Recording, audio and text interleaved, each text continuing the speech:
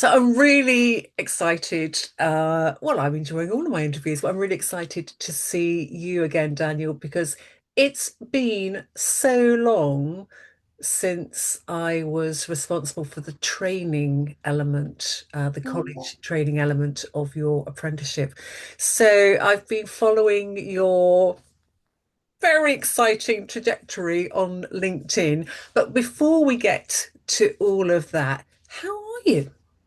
I'm doing well. Yeah, it has been a good few years. I'm really kind of glad to have this conversation today and kind of just go through it all. It's been an eventful last few years, and I've developed quite a lot throughout those years. And it's you had your inputs, and yeah, it's a really exciting just to even have a chat today. So yeah, I'm doing good. Yeah, absolutely. I'm trying to remember, Daniel, how many years ago is it?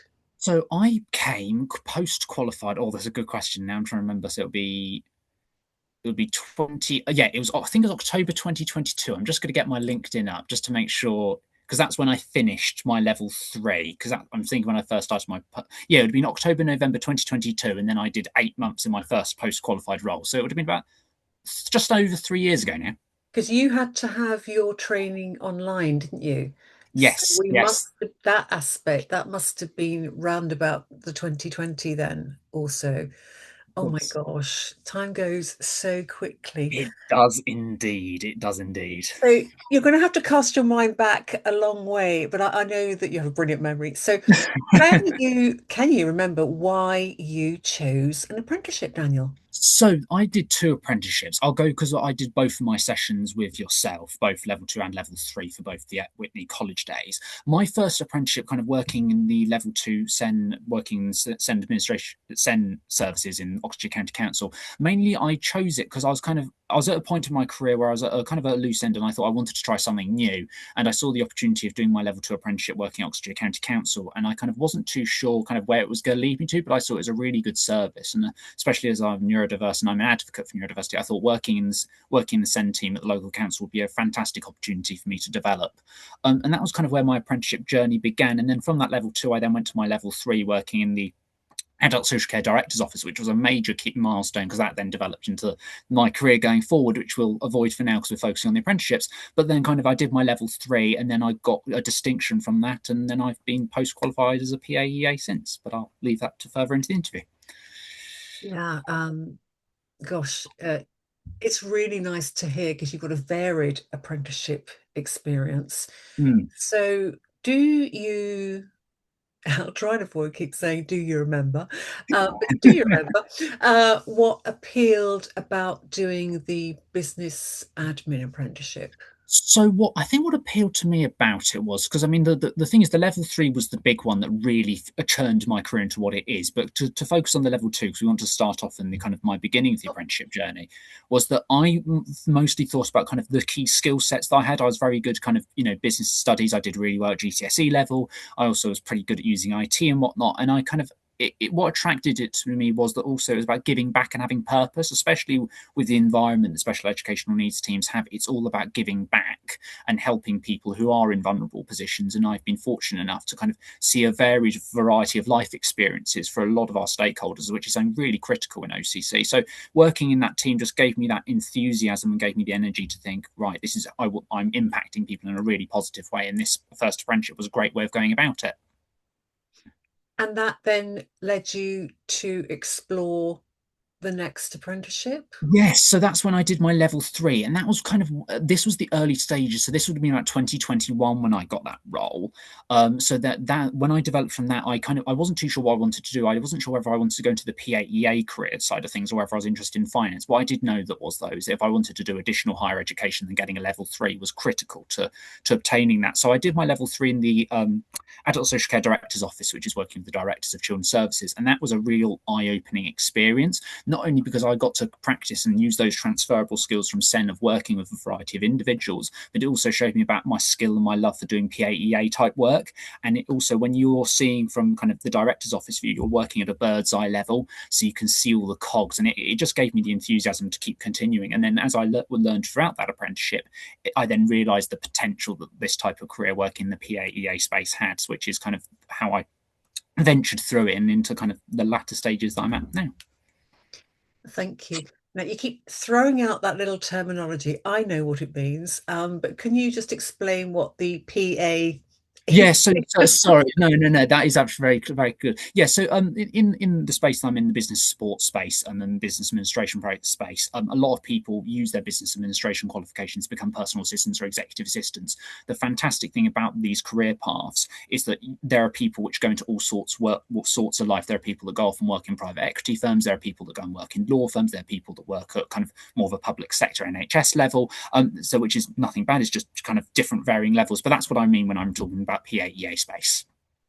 Sounds very impressive, and I'm going to invite you to share some of your really exciting things over the Go. last Yeah, in of a moment. course. In a moment. So just hold that in for a second. Um, did you at any point, I'm because there can be two sort of firm views whether people go to university or whether they take an apprenticeship. Hmm. Obviously, now you can do agree apprenticeships, which Yeah. weren't always a thing. Were there very definite reasons why you chose the apprenticeship route? Okay, so I mean, for me, as I've already disclosed, I kind of, I'm neurodiverse. I kind of struggle with the learning side of things. So taking an academic route wasn't really for me. The reason is I just really, I did the writing style of things just wasn't my cup of tea. And also I knew kind of from prior knowledge that, especially with the way that the education trends were going, is that kind of having that apprenticeship skill set was kind of going to be more valued. And I think as time's gone on, universities have been questioned. Now that's not for me to infer because I'm going to have a particular view, but for my situation, it was best that I did apprenticeships. What do you think in terms of personally? Mm, Can you pinpoint maybe two or three or one good. Yeah. um, the ways that the apprenticeship developed you as an individual? So on your personal development journey, what were the influences of those apprenticeships? Well, I was very lucky to have two really good managers throughout my kind of, especially my level two was with Richard Merritt, and he helped me because I was when I started off, even though eight we want to kind of remove it, it was I was about 17, 18, and that's a really doing that apprenticeship and also as a young man, I was developing throughout that time as well. So I think it was just having the apprenticeships developed me in not just professional ways, but in personal ways. And it gave me the opportunity to kind of reflect and kind of, as I was developing throughout my work, I was developing as a person. And as you develop as a person, it helps you develop in the apprenticeship and vice versa. They pay dividends to each other. So kind of what I learned throughout the apprenticeships was that it was about, not just, it wasn't a sprint, it was a marathon. And that changes how you do things. And it also, the apprenticeships is not just about learning the soft skills on the job, it's also learning about the kind of the hard skills of kind of, how do I influence people in the right direction? How do I get people to think I'm someone worth investing in? It's not just the day-to-day job, because the type of work I do specifically is a people-based business. And you could be the best technically, but if no one wants to work with you, then that's not a good thing. So I think that's the thing with the apprenticeships. It doesn't just develop you like kind of skill set wise, it develops you as a person as well. Thank you. So do share all of the exciting things that have been happening to you. I Oh, want to say for the last 12 months, but I could be wrong. So the yeah, la- well, just tell us. 2020. Well, where would you like me to start? Because 2025 was very spectacular for Go me. for it. Okay, well, we'll do 2025 because I think that's the one that most people would Go. like to hear about. So last year, one of the main things I did was I won a National PA award. So this was an award decided by highly acclaimed recruiters, judges in the PAEA space. From companies like Lily Shippen, she is one of the top recruiters of PAs, EAs in the country, especially outside of London. It's a very competitive industry in the PAEA business support recruitment space. So having that solid recognition was something that I really took on board, and it kind of made me feel okay, I'm really hitting the right notes here. And kind of I won the national award, and also I got originally it was meant to be a Rising Star award, but then it became a Special Recognition award, which I was even more ecstatic about because they weren't just recognizing my potential, they recognized what I've delivered already, and especially at the kind of the early stage of my career, that was a huge stamp of approval. I was lucky enough to write two articles, one for Lily Shippen herself for her website, kind of going through my career, how to get into the space, because they wanted someone who was in the perspective of a candidate who could kind of showcase how it's to be done.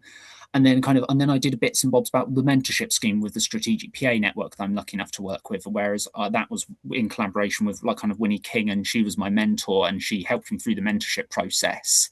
And then I kind of wrote an article about my experiences on it. So I've been lucky enough to do some articles, and then kind of I've done bits and bobs kind of like that really, and just developing my skill sets. I mean, next week I'm going to the House of Lords because I've been invited by the Institute of Further Education as part of the PARS scheme, which is the Post Apprenticeship Recognition Service. So it's kind of like, you know how you have like MBA on degrees, well, they've now have that for apprenticeships. So mine's CAA, Certificate Advanced Apprenticeship, and I've been invited along to come along to the House of Lords to celebrate apprenticeships. So this interview is rather fitting. So yeah, it's the last year's been very eventful, and then kind of years prior, kind of I became the co-chair of Oxygen, which is our young people's network, and that was the reason I became part of the young persons network and wanted to be the co-chair, was that I wanted to kind of give back to the young people of OCC and to the council in general.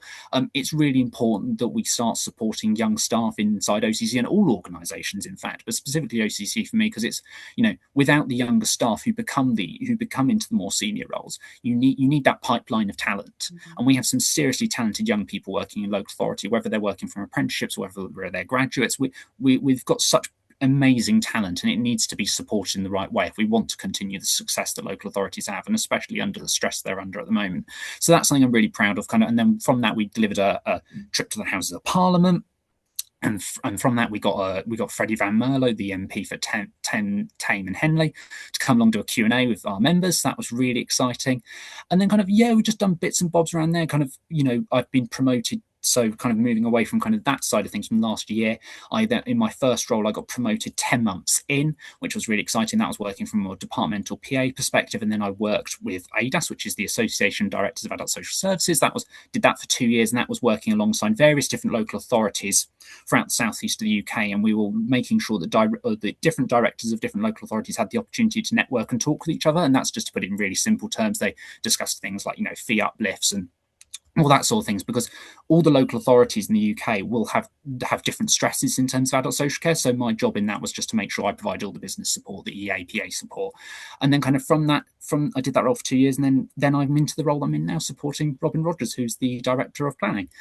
So yeah, it's been an eventful last few years, and that's kind of just a highlight of everything. But I could keep going, but No, I'm just so grateful that we're connected on LinkedIn, because it's just so lovely to, you know, from a sort of way back, just be watching how you're developing and all these exciting things that are happening. You Of course. mentioned mentor in relation to Yes. recent years. Yes. Did you have any apprenticeship mentor? So apprenticeship wise, not as much as maybe I could have been. I mean, I've been very lucky that I've had people, I've had various different friends and whatnot, and people like, like Richard Merritt, who's my level 2 line manager, and he's been very supportive of me. But in terms of kind of the mentorship inside the actual apprenticeships itself, it wasn't as super formal. I mean, the reason that kind of mentioned about Winnie was because I wanted to kind of have different PAEA support outside of the council, because I think that's the thing. I've been in OCC for almost 7 years now, and having someone's different opinion with mentorship and career development was something I really wanted, and that's kind of something I looked for. So it's kind of, I didn't have it as much inside OCC, but that's not to paint a bad picture. Yeah, maybe it wasn't necessarily somebody who was a formal mentor, but it was perhaps part of your line manager's role Oh to yeah, coach and definitely had line management support, and we definitely had various. I definitely had in indirect and direct mentors in terms of working with the different PAs that been lucky enough to work with. So, lastly, what advice would you give to anybody who was considering an apprenticeship? Oh, good God. God, that is a loaded question that it could mean a lot of things to whoever is listening to this. I think the main thing is with any career path, and I'd say apprenticeship because I'm going to be biased, but don't focus on don't focus on your interests.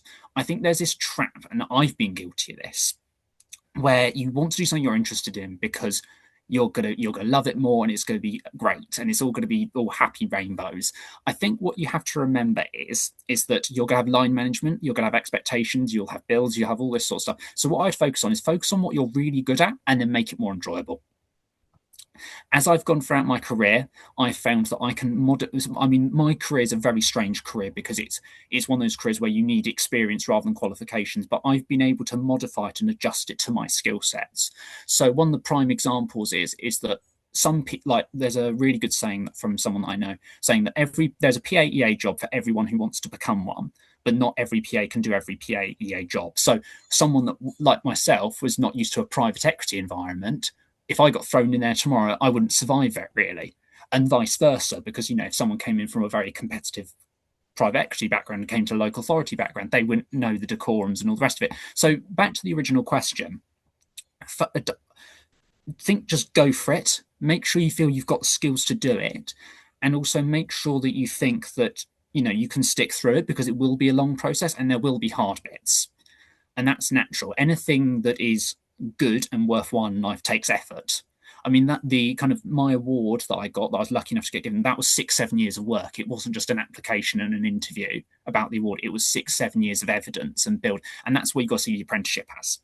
So you build up your skill sets, and I think the thing is it's a 2, 3 year course, whatever your course or situation will be. So I think just treat it as a marathon.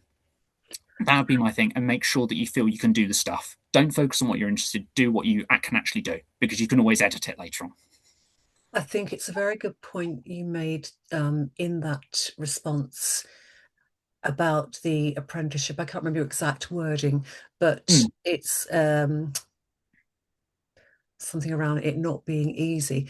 I think mm, historically sometimes there's been maybe a little bit of snobbery around apprenticeships mm, being a bit, and the easy option.